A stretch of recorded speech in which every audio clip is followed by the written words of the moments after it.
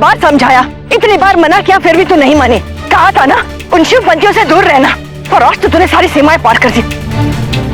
वो नगोरियों के बीच नाचने चली गई। मैना, कैसे? ये क्या हो रहा है? हाँ? और ऐसा कौन सा अपराध कर दिया इसने?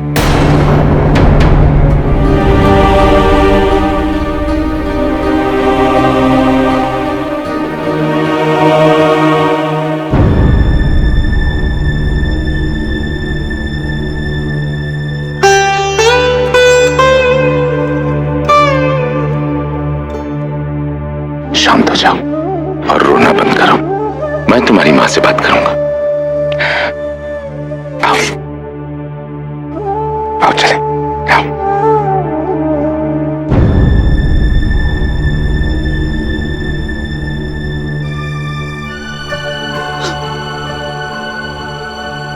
मैना, बात क्या है? इन घटनाओं से इतना प्रभावित होने की आवश्यकता नहीं। सब नष्ट हो चुका। ऐसा क्या हो गया जो सुधारा नहीं जा सकता? और फिर ये मत भूलिए कि पार्वती पर्वत नरेश की पुत्री है, और जो संस्कार आपने उसे दिए हैं वो कभी अनुचित नहीं हो सकते। नहीं स्वामी, जिन संस्कारों की अब बात कर रहे हैं वो शायद मैं अपनी पुत्री को कभी दे ही नहीं पाई। आज आपने जो कुछ भी देखा वो पिछले 10 वर्षों से मैं सहन करते आ रही हूं। आप तो हमें ददिच के आश्रम में छोड़कर युद्ध पर चले गए, लेकिन वहां आश्रम में हमारे साथ क्या हुआ ये आप नहीं जानते। पर लगता है कि अब समय आ गया है कि मुझे आपको बता देना होगा।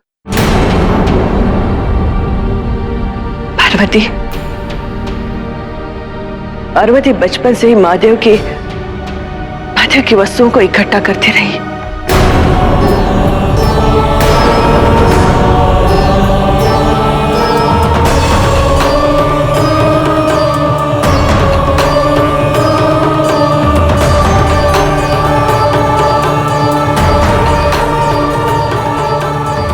इन्हीं से होगा मेरा विवाह। पार्वती!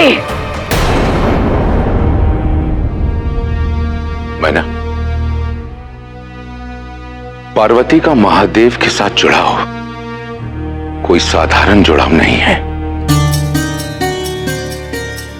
अघोरियों के बीच जाकर नाचना, सारे शरीर पर शिव भभूत मलना, शिव का डमरू उठाना, इन सारी घटनाओं के पीछे अवश्य कोई गहरा भेद है जो हम समझ नहीं पा रहे। पार्वती अभी अबोध है, किंतु आपकी अग्रस्था शिव संप्रदायों की तरफ आश्चर्यजनक है स्वामी। एक बात स्पष्ट कह देना चाहती हूं स्वामी, शिव को पूजनीय मानने में मुझे कोई आपत्ति नहीं, किंतु मेरी पुत्री और महादेव का कोई मेल नहीं। वन में रहने वाले जोगी के साथ मेरी पुत्री का कोई संबंध नहीं हो सकता। आपको धैर्य रखना होगा। आपकी ये व्याकुलता हमारी समझ के परे है। इसमें समझने वाली कौन सी बात है स्वामी? पार्वती का महादेव के साथ जुड़ाव का कारण है ऋषि ददिच और ऋषि मार्कंडेय। उन्होंने पार्वती को महादेव की महिमाएं सुना सुनाकर उसके मन मस्तिष्क पर महादेव को बिठा दिया। नहीं मीना, ये बात इतनी सरल नहीं हो सकती। अवश्य ही पार्वती का महादेव से कोई संबंध है। नहीं नहीं स्वामी, पार्वती का महादेव के साथ कोई संबंध नहीं और ना ही कभी हो सकता है। मैं अपनी पुत्री को विनाश की ओर अग्रसर होने नहीं दूंगी, कदापि नहीं। एक बात आप जान लीजिए, पार्वती का किसी बैरागी के साथ मेल मेरे मृत्यु के पश्चात ही संभव है। मैडम,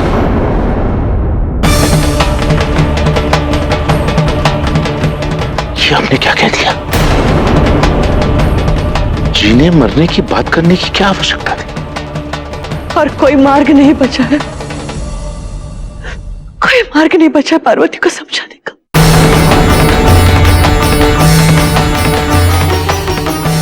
और जो मार्ग आपने चुना, क्या वो सही है?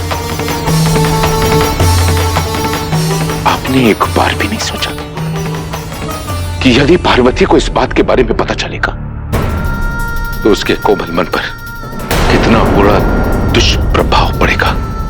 जानती हैं आप? सोचा है कभी?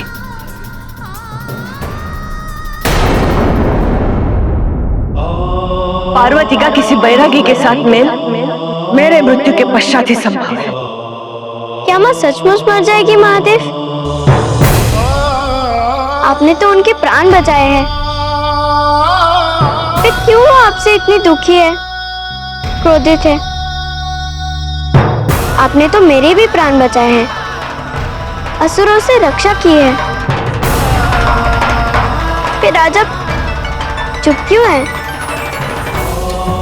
मैं अपनी माँ को दुख नहीं देना चाहती, उन्हें इतना चिंतित भी नहीं देख सकती। वो मेरी माँ है, उनके आज्ञा का पालन करना मेरा कर्तव्य है।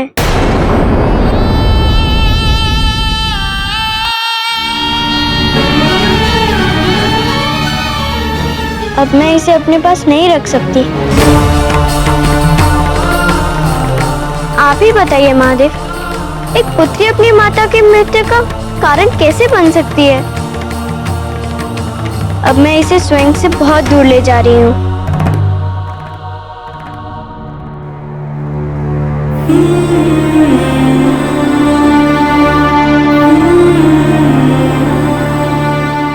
नारायण नारायण, प्रभु ये क्या अनर्थ हो रहा है? समय फिर एक बार अपने आप को दोहरा रहा है प्रभु। सारी सृष्टि शिव पार्वती के जिस मिलन की वर्षों से प्रतीक्षा कर रही थी, उसकी सारी संभावनाएं समाप्त होती जा रही हैं प्रभु। देवर्षि, इतना विचलित होने की आवश्यकता नहीं है। स्वामी, महादेव के प्रति मैनावती के विरोध ने विकट बाधा का रूप धारण कर लिया है। वो देखिए, पार्वती शिव डमरू के त्याग के साथ साथ अपने मन से महादेव के सारी स्मृतियों को भी मिटा देने जा रही हैं।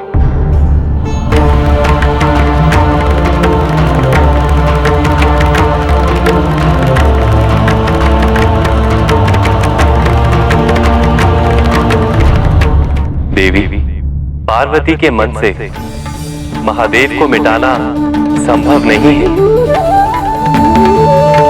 पार्वती और महादेव एक आकार है, एक ही रूप है। आप ही बताइए, क्या एक ही रूप को अलग अलग किया जा सकता है? प्रभु, आपका कथन सत्य है, किंतु उस एकाकार होने का क्या अर्थ जिसका कोई परिणाम न हो? वो आपको ज्ञात है,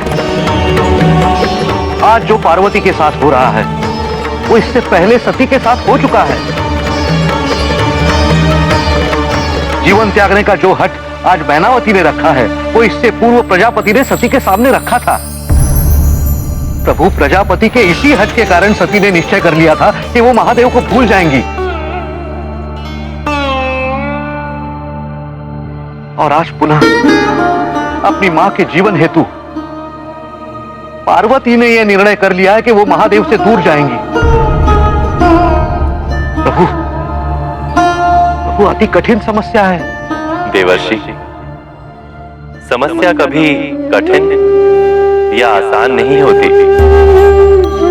केवल देखने का दृष्टिकोण अलग होता है। सती के सामने जब अपने पिता के जीवन को लेकर समस्या उत्पन्न हुई थी, तब उन्होंने मनुष्यत्व के गुणों को आधार बनाकर महादेव से अलग होने का निर्णय किया था। किंतु पार्वती मनुष्य रूप में साक्षात आदि शक्ति है।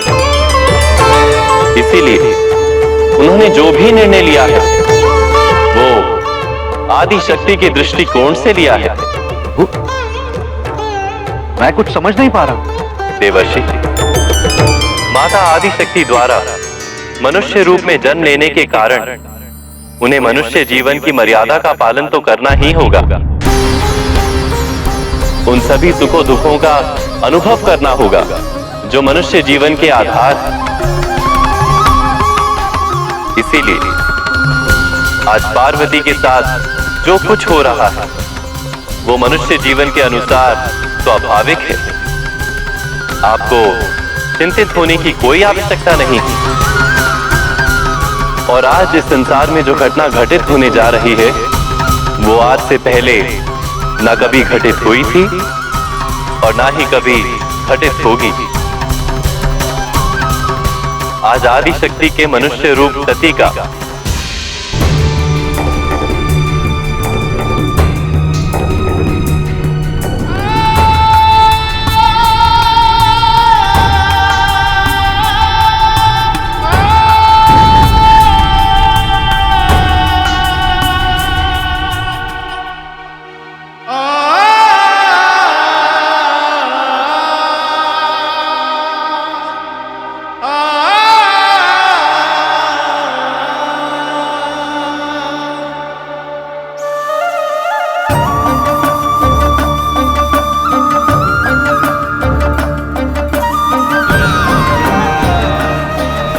महादेव, मुझे क्षमा कर दीजिएगा, क्षमा कर दीजिएगा।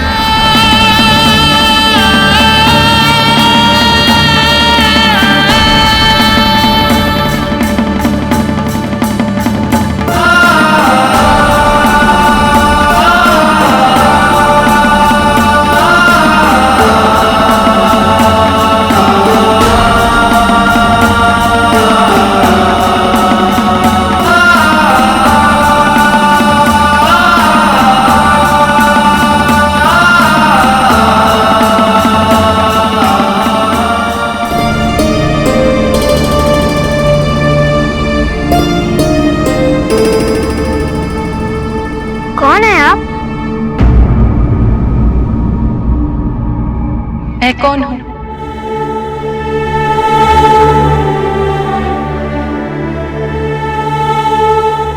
कौन हूं मैं?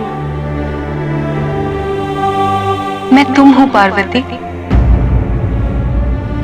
और तुम मैं हो।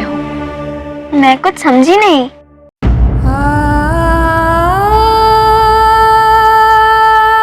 समझ तो मैं भी नहीं पाई थी, और जब समझी तब तक बहुत देर हो चुकी थी। किंतु मैं तो सब समझ गई। ये कि आप भी मेरी तरह महादेव को अपना सब कुछ मानती हैं। अच्छा हुआ आप मिल गई। आप जानती हैं, मेरी माँ मुझ पर बहुत क्रोधित है, इसलिए मैं ये डमरू उनके आंखों के सामने से दूर ले जाने आई हूँ। पर अच्छा हुआ आप मिल गई। आप रख लीजिए ये मेरी धरोहर समझकर। आपको शांति मिलेगी। सच कह रही हूँ।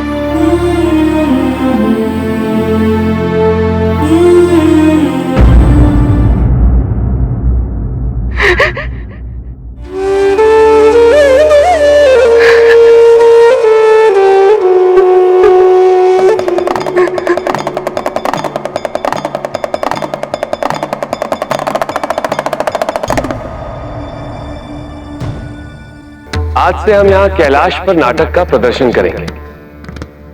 नाटक का सारांश होगा एक अप्सरा द्वारा एक ऋषि की तपस्या को भंग करने का प्रयत्न करना।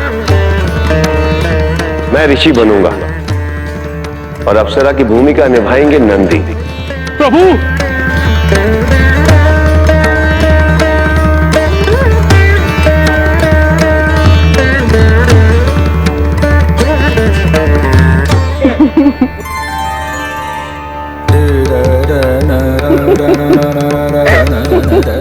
आज के पश्चात तुम कैलाश पर कभी दुखी नहीं होगी।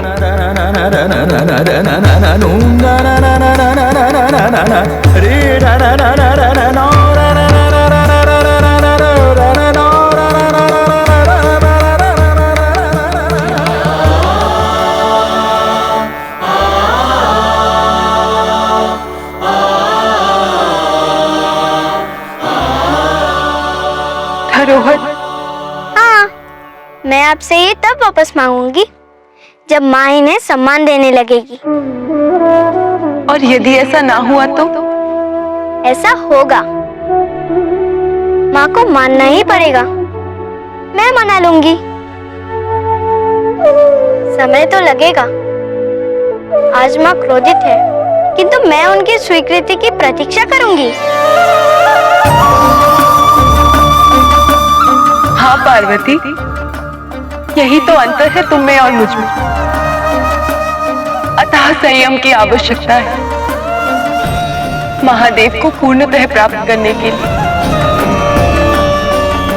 वो संयम ही तो नहीं था मुझ में। सती क्या है? एक असंयमशील पार्वती। और पार्वती संयमशील सती है। आपने मेरे प्रश्न का उत्तर नहीं दिया। आप मेरे धरोहर की रक्षा करेंगी ना? किंतु मैं इसे कैसे ले सकती हूँ, यही बताने तो मैं यहाँ आई हूँ। इसे तब तक अपने पास रखना जब तक ये अपने निर्धारित स्थान पर न पहुंच जाए। जैसा आज तुम्हारे साथ हो रहा है, वैसा मेरे साथ भी हुआ था। किंतु तुम वो भूल न करना जो मैंने की थी। ऐसा क्या हुआ था आपके साथ? जिस प्रकार ये डमरू स्वयं तुम्हारे पास आ पहुंचा, उसी प्रकार एक वस्तु मेरे पास भी पहुंची थी।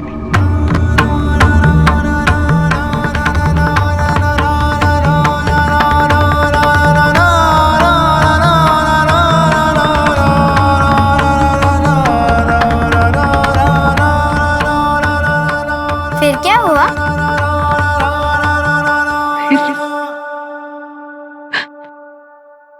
मैं उसका महत्व ही नहीं समझ पाई, या कदाचित समझकर भी उसके सत्य तक नहीं पहुंच पाई मैं।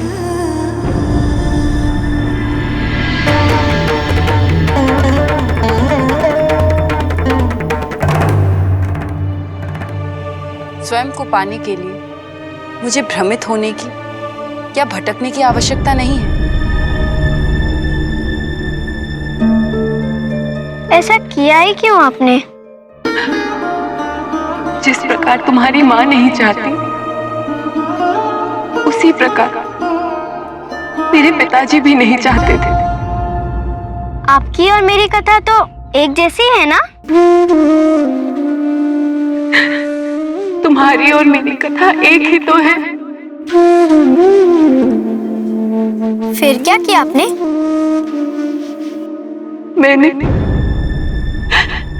मैंने एक एक करके उन सभी वस्तुओं का त्याग कर दिया। जब आपको अपने हृदय से ही निकाल दिया है, तो फिर आपका ये चिन्ह मेरी बाह पर कैसे रह सकता है? इस चिन्ह को मिटना ही होगा।